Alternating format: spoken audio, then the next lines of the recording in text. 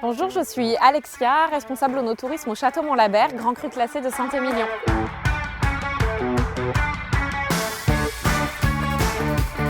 Nous recrutons nos guides pour la saison 2026.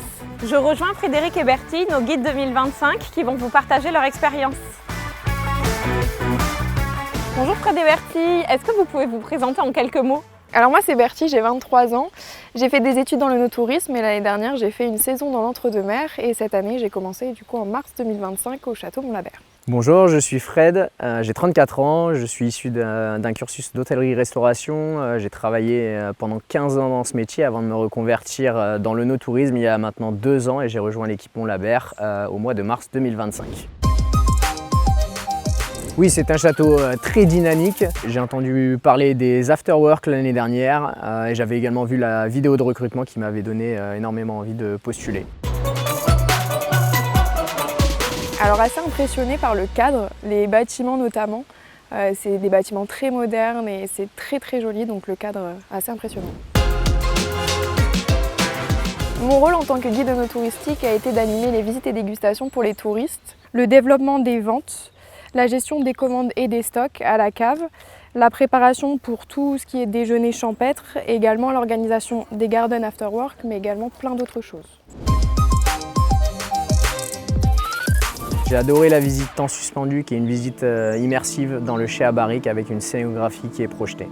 Alors pour moi, ça va être les garden after work. Ça a été 4 temps forts dans la saison où on a accueilli une centaine de personnes pour chaque événement.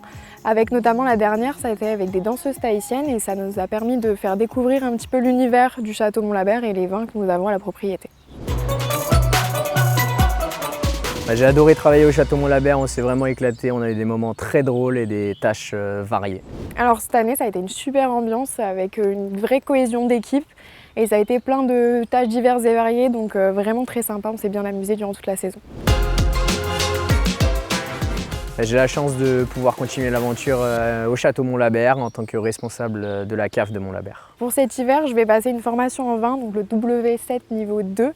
Et après, je serai de retour l'année prochaine, dès le mois de mars, pour la saison. Pour finir, quel sera votre meilleur souvenir pour la saison 2025?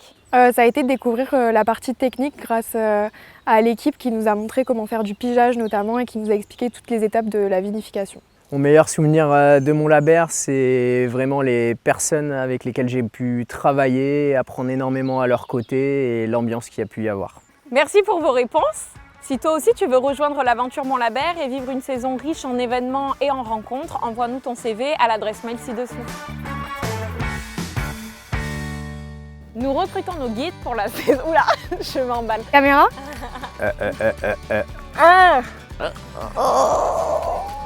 Pour nos touristes.